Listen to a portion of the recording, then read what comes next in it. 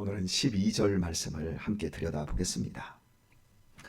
우리가 세상을 살아가면서 참으로 두려워하는 것들이 있습니다. 내가 지금 살아가는 삶에서 갑자기 경제적으로 추락을 하게 되는 걸 사람은 끔찍이도 두려워합니다. 또 우리는 우리의 건강에 대해서 이러다가 내 몸에 큰 병이라도 생기면 어떻게 하나, 그리고 수술을 앞두고는 더더욱 걱정을 하게 되어집니다. 살아가면서 우리 삶에 일어날 수 있는 많은 재난들이 있습니다. 태풍으로 농사가 다 날아가 버린다든지, 또 폭우나 이런 것으로 집이 유실되기도 하고, 이런 기가 막힌 일들을 당합니다. 지금 일본은 후지산이 폭발할 조짐이 보이고 있다. 500년 만에 지금 그런 조짐이 있다. 일본에 있는 모든 학자들이 100% 후지산은 휴화산이 아니라 저건 활화산이다 라고 하는 연구가 85년도에 마무리가 되었고, 지금 계속해서 후지산 주변에 지난 2주 전에도 5.3의 지진이 일어났고, 계속해서 그 일대에 마그마 활동이 감지되고 있어서 도쿄를 중심으로 한 사람들이 두려움에 떨고 있습니다. 이런 재난들을 앞에서 사람들은 속수무책으로 당할 수밖에 없는 거지요. 그런데 고대에 사람들이 제일 무서워하는 것은 전쟁이었습니다.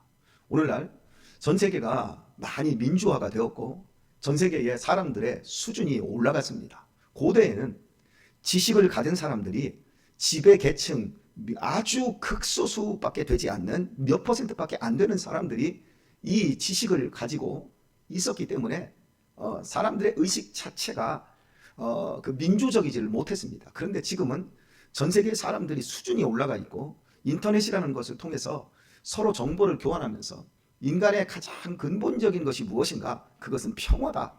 그리고 우리가 서로 상생하기 위해서는 서로를 존중하고 쳐들어가지 않아야 된다라고 하는 이런 의식들이 있어서 국제사회에서 전쟁을 일으키는 나라들은 비난을 받습니다. 그리고 경제 제재 조치를 당하게 되어지죠. 그런 나라가 미국이고 이란이었고, 지금 현재 러시아의 경제 제재를 당신들이 봄에 우크라이나를 쳐들어가면 유럽과 미국은 지금까지 보지 못했던 경제 제재 조치를 하겠다.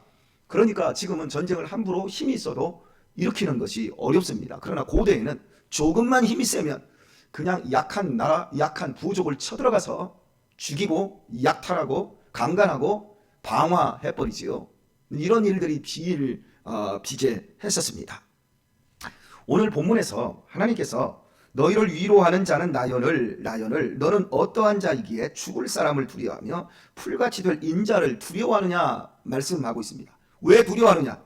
너희를 위로할 자는 나다 두 번이나 강조하시면서 어째서 죽을 사람을, 어째서 풀같이 될 인자를, 똑같은 말이거든요, 두려워하느냐 이렇게 말씀하고 있습니다.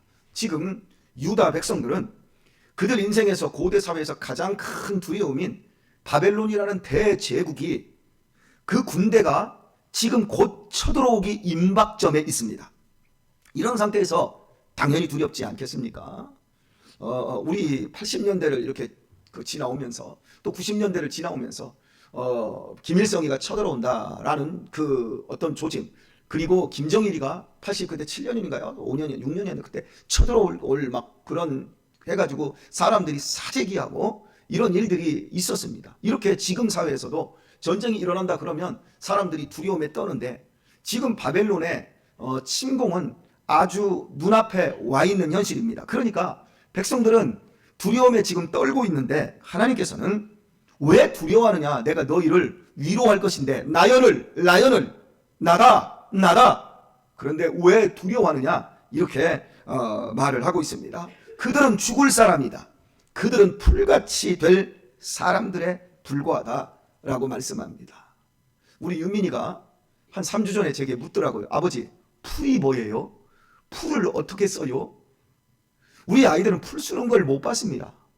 풀은 뭐지요? 문방구에 가서 병에 들어있는 걸 사면 풀인 줄 압니다. 풀은 밀가루나 뭐 옛날에 쌀가루 같은 걸로 막 쓰지 않습니까?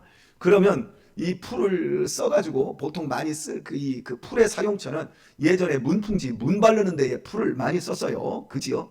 뭐 집에 벽지 같은 건 뭐 붙어 있지도 않았고, 우리 집 같은 경우는 벽지가 아예 붙어 있지 않은 흙집에서 그냥 살았으니까요. 그런데 이제 문풍지만큼은 그거 추석 무렵에 이렇게 문풍지를 이렇게 하잖아요. 그럼 어머니께서 밀가루로 풀을 써요. 풀을 쓰면 맛있게 생겼어요. 푹 풀어졌는데 그걸 또 한번 먹어보지 않습니까? 아무 맛땡이도 없는 걸 그걸 또 먹으려고 배가 고프니까 별짓을 어쨌든 다 했는데, 풀은 막 풀어지면 그 자체로 힘이 하나도 없어요. 바벨론의 군대가 지금 아무리 강력한 응집력을 가지고 지금 유다를 침공해 온다 할지라도 그들은 풀떼기에 불과하다. 왜 그들을 두려워하느냐? 내가 너희를 위로하는 자다. 나다. 사랑하는 교우 여러분, 이렇게 말하면 위로가 되겠습니까? 두려움이 싹 가실 수 있겠습니까? 자, 여러분이 지금 산더미 같은 빚을 안고 있다고 해보도록 하십시다. 도저히 여러분이 1, 2년 안에 그 빚을 갚지 못하고 평생 뼈 빠지게 일하고 평생 죽을 만큼 힘들게 해서 겨우 갚을까 말까 한 이런 빚을 지금 지고 지금 그 빚쟁이들이 곧 들이닥치려고 하는데, 하나님이 여러분에게 말씀합니다. 왜 두려워하느냐? 내가 너희의 위로자인데 나다. 그러면 여러분 위로 받으실 수 있겠습니까? 두렵지 않으시겠습니까? 만약에 하나님 그렇게 말씀한다면 아마 저 같은 경우에는 하나님 빚을 좀 갚아주시고 그 말씀을 하시는 게 좋지 않겠습니까? 하고 저는 아마 이야기를 드릴 것 같아요. 여러분은 아니시지요? 자, 여러분, 하나님이 왜 이런 식으로 말씀하고 있을까요? 그것을 오늘 아는 것이 우리에게 진정한 위로일 것입니다. 하나님은 능히 이스라엘 백성을 위로할 수 있는 유일한 분이기에 그렇습니다. 여러분 살아오시면서 어떤 위로 받아보셨지요? 누군가에게 위로 받아보셨지요? 그지요? 어떤 사건으로 무엇으로 여러분 위로 받으신 적이 분명히 있을 것입니다. 그런데 이 세상에는 두 종류의 위로가 있습니다. 다른 말로 두 종류의 위로자가 있습니다. 동정해 주는 것, 함께 걱정해 주고 함께 탄식해 주는 이런 위로 형태가 있습니다. 이런 위로는 그 문제를, 그 어려움을 해결해 줄 수는 없지만 실은 마음에 위안은 됩니다. 그렇지요? 예를 들어서 우리가 지금 수술도 하시고 병원에 입원도 하시고 이렇게 또 군대도 가고 이럴 때 손 꽉 잡고 기도해주고 참 힘내세요 이러면서 하면 우리가 위안은 돼요. 그죠? 그렇다고 우리가 위로를 했다고 해서 그 병이 없어지거나 군 생활을 대신 해주는 것은 절대 아니잖아요. 그잖아요. 수술을 내가 받아주는 것도 아니고요. 수술실은 혼자 들어가야 되고 그 아픈 건 내가 혼자 견뎌야 되고 군 생활은 내가 빡세게 해야 되고, 여하튼 간에 이렇게 동정해주는 위로가 있습니다. 그런데 참 여러분, 치료자로서의 위로자가 또 있어요.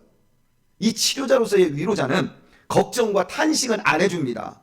어머 어떻게 합니까? 얼마나 아프세요? 제가 기도해드리겠습니다. 이런 말은 안 하지만 직접 그 문제를 해결해주는 사람이 있습니다. 오히려 내 문제에 대해서 막 뭐라고 하고 또 그 문제에 대해서 막 나는 아파 죽겠는데 힘들어 죽겠는데 그거에 대해서 아무렇지도 않게 툭툭툭 얘기하면서 내가 그거 해결해 주겠습니다. 그런 사람들이 있어요. 누구죠? 의사들이에요. 의사들을 보면 병원에 가봅시다. 나는 지금 막 배가 곧 아파가지고 막 배가 끊어져서 죽겠는데 병원에 가면 의사들이 어떻게 하죠? 표정 하나 안 변해요. 그리고 뭐 하나 딱 써주면서 저기 가서 사진 하나 찍고 오세요. 그리고 이제 사진을 또 찍고 오면 가가지고 얼마나 배는 끊어지게 아파 죽겠는데 그 앞에 갔더니 곧바로 막 찍는 것도 아니고 사람 줄이 쫙 서져가지고 여기 앉아 계세요. 앉아있기는 그냥 막 지금 배가 꼬여서 아파 죽겠는데 앉아있으라고 그러지요. 아무런 동정이나 위로의 말을 안 해줘요. 그리고 사진 찍고 오세요. 그리고 사진 찍었더니 저쪽에서 또 하나 찍고 오세요. 막 반나절을 병원에서 이렇게 왔다 갔다 하면 나중에 짜증이 나요, 안 나요?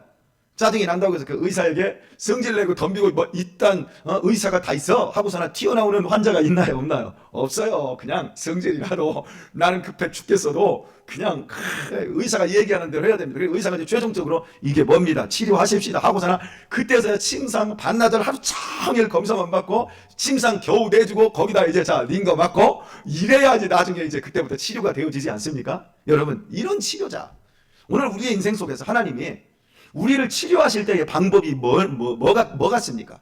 여러분은 제 지금 설교 속에서 이미 답을 발견하고 계셔야 합니다. 하나님의 위로와 하나님의 우리를 근본적으로 우리를 위로하시는 방법은 이런 치료하는 위로자이십니다. 그냥 얼마나 힘드니? 내가 네 맘 안다. 참 어렵지. 이런 식으로 위로하시는 분이 아니라 하나님은 우리의 근본을 치료하시는 분입니다. 우리의 인생의 그 모든 문제가 죄에서 오는 건데 그 죄는 우리의 마음에 붙어 있어요. 죄가 우리의 팔, 손 이런 거에 붙어서 있으면 손 한번 씻어내버리면 됩니다.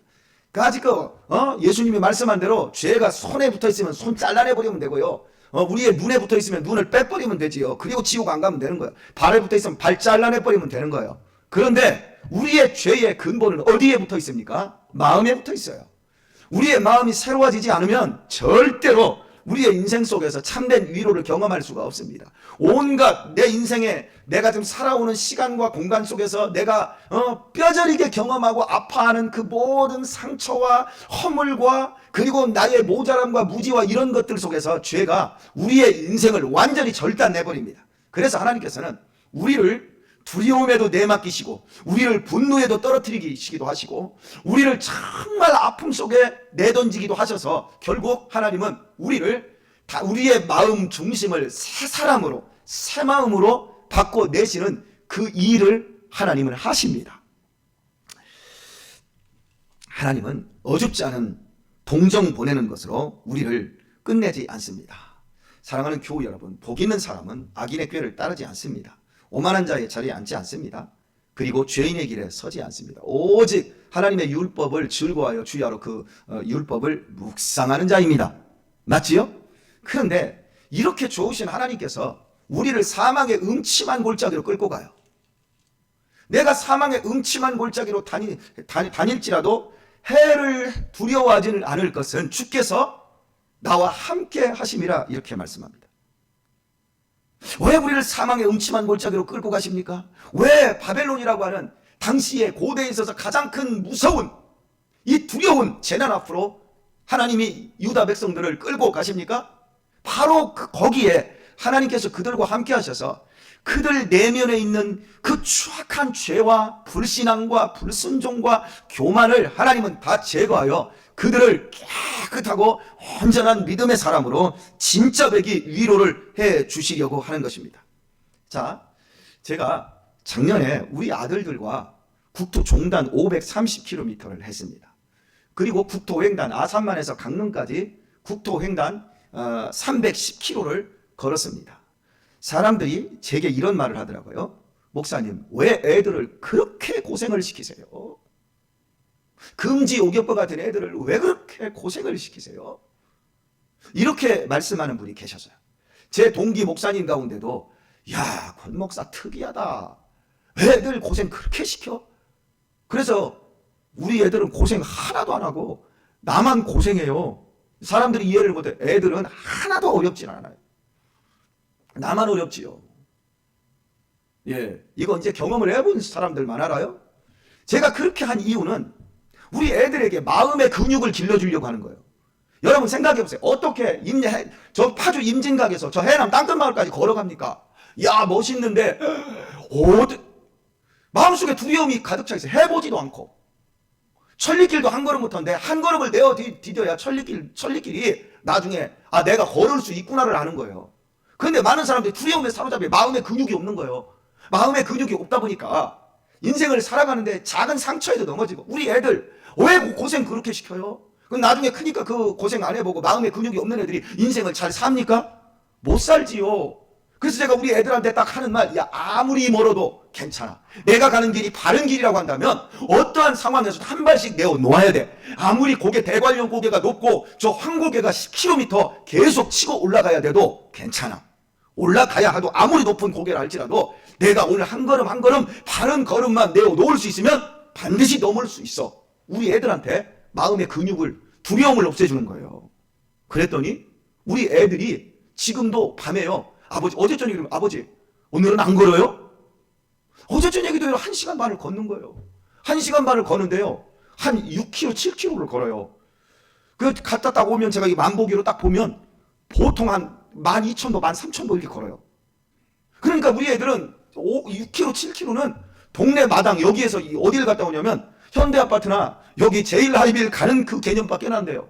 야, 우리 밥 먹으러 가자 그러면 어디로 갈까요? 서정리요. 서정리까지 밥 먹고 가지고 여기서 순댓국 하나 먹고 또 걸어 들어가고, 저 우리 집에서 저기 그 어딥니까? 통북시장 있잖아요. 우리 가자, 밥 먹으러 가자 그러면 가가지고 국수 먹고 호떡 수수호빵 하나 딱 호떡 하나 먹고 그냥 오는 거예요. 그러니까 하나님의 위로, 저는 아버지가 우리 아이들한테 두려움을 없애주는 것은 바로 이런 방법이라고 생각해요. 현장에 서봐야 돼요. 삶 앞에 부딪혀 봐야 돼요. 자, 오늘의 말씀을 맺겠습니다. 여러분은 살아오면서 언제 이런 위로를 받으셨습니까? 땅바닥에 처박혀보고 그 상태에서 사망의 음침한 골짜기에 박혔을 때 여러분은 분노하고 막 속상해하고 승질나고 하나님이 나한테 있으라고 하는 그 사망의 음침한 골짜기를 내가 뛰쳐나오고 싶을 때도 많을 거예요. 그런데 여러분 어떻게 위로를 받으셨습니까? 저는 제 경험을 여러분에게 말씀을 드리고 오늘 말씀을 맺겠습니다. 저는 이 교회에서 목회를 하는 과정에서 정말 사망의 음침한 골짜기가 지금까지 2번 있었습니다. 그 2번의 사망의 음침한 골짜기에 있었을 때 정말 힘들었는데요. 목회를 그만둘까 싶기도 했고요. 이런 갈등까지 있었어요. 그런데 그 첫 번째가 교회 개척하고 3년이 채 안 됐을 때, 참 교회가 뭔지를 모르는 이런 분들 때문에 교회가 어렵습니다. 근데 그때 몇 분이, 한 가족이 사람들 꼬드겨서 막 교회를 막 나가는 거 막, 목사님이 뭐 어떻고 막 이러면서 할 때, 그때 여러분 박정수 권사님이 여기 지금 계신 분들이, 남은 계신 분들이 몇 분 계신데요. 딱 3분 계신데요. 그때 정말 사람들이 우수수 다 나가는 거예요. 그래도 여기만큼 작게 했어도 사람들 그득했었는데 막 싹 빠져나가고. 그때 정말 목회 못 하겠더라고요. 왜? 그 배신감 때문에. 내가 어떻게 사랑했는데, 내가 얼마나 내가 위해줬는데, 나는 진심이었는데. 그런데 돈을 중심으로 사는 사람들은요, 하나님의 말씀이 들리지 않습니다. 그때 그 장로님은 정말 서정리에서 몇 번째 가는 부자였는데, 자, 뭐 해외여행은 1년에 7번 가더라고요. 그 해에 7번 가서 해외여행. 그런데 교회를 위해서 돈을 쓰고 이런 것은 없어요. 그러니까 돈만 밝히는 이러한 분이니까, 제 설교가 여러분 보세요. 돈 많이 보세요. 축복하는 설교가 아니니까 승질 나는 거죠. 어쨌든 간 여러 가지 어려움들이 있어서 당신이 나가면서 다른 사람들을 불러내서 다 나가버리는 거예요. 그러니까 그때 와르르 무너졌을 때 너무 힘들었거든요. 그런데요, 그때 제가 사망의 음침한 골짜기에 박혀 있었어요. 근데 놀라운 건 바로 그런 시점에 하나님께서 이 건물을 15년 전 가격으로 이 건물 주인이 이거 사세요. 그리고 이거 왜 우리가 팔려고 했냐고 했더니, 그 양반이 불교인인데 자기가 꿈을 꿨는데 꿈에 예수님 같은 분이 나타나서 이거 교회를, 이 건물을 그 교회에 팔으라고 해가지고, 그래서 내가 이 장로님하고 김 장로님한테 딱 얘기를 했더니 그럼 사십시다 해가지고 곧바로 사게 됐고, 이걸 리모델링해서 교회를 쓰게 되었어요. 그리고 나서 리모델링하고 그 뒤해부터 이제 그해 가을, 그리고 그 뒤에부터 사람들이 오기 시작하는데, 최필고 장로님 네 분 오시고 우리 민정탁 장로님 이런 분들이 딱 오시는 거예요. 그리고 교회가 막 튼튼해지는데, 하나님이 나를 위로하시는데, 하나님은 이렇게 일하시는구나. 나를 저 사망의 음침한 골짜기로 놓고 밟아버리는 거예요. 그리고 나서 내가 어떻게 할 수 없을 때, 나 목회 못할 것 같아요 라고 할 때, 하나님이 좋은 위로자들을, 이렇게 위로할 사람들을 하나님이 붙여주시고, 교회를 그때 그 우수수 나간 쭉정이 같은 사람들, 바람에 나는 겨와 같은 악인들, 그런 사람들이 아니라 진짜 배기, 그런 사람들을 하나님이 쫙 붙여주시고, 그리고 나서 제가 그 이듬해부터 병원 전도를 가게 되지 않습니까? 아니, 병원 전도가 아니라 노인 요양 사역을 하게 되었지 않습니까? 그러면서 제가 노인 요양원에 들어가서 성도들, 그 할머니들, 파킨슨, 그리고 알츠하이머, 치매 환자들, 자기가 누군지도 모르는데 그분들에게 설교하기 시작하면서 그분들이 나한테 위로를 받는데, 지금까지 13년을 제가 그렇게 설교하고 있지 않습니까? 그러니까 제가 사망의 음침한 골짜기에 헤매이게 하시고 그것을 믿음으로 순종하면서 헤쳐나오니까 제가 또 다른 위로자가 될 수 있도록 하나님이 제게 복을 주시는 거예요. 그리고 그때 그런 어려움들을 겪어내고 곧바로 유신이 입양하고 우리 애들, 다른 애들까지 다 입양을 하면서 제 자신이 누군가를 위로할 수 있는 사람이 되어졌던 거예요. 매일같이 나 힘들어요, 나 어려워요, 나 고통스러워요, 나만 봐주세요, 어줍지 않은 그런 위로가 아니라, 이제는 알아요, 하나님이 일하시는 방법을. 그래서 지금도 어렵고 힘들 때 사망의 음침한 골짜기 같은데 딱 처박히면, 하나님이 지금 나와 함께 하시는구나, 그리고 나를 통해서 더 역사하시려고 하는구나, 이런 것들을 깨달아요. 여기 지금 우리 교회에 오셔서 많은 상처와 아픔을 가지고 우리 교회에 이렇게 오신 분들 가만히 보세요. 여러분이 그 상처로 말미암아 얼마나 지금 겸손해지셨고 이 교회에서 얼마나 협력하며 얼마나 위로하고 계십니까? 오늘은 제가 설교가 좀 긴데요. 지금 윤석화 권사님이 암에 걸리셨잖아요.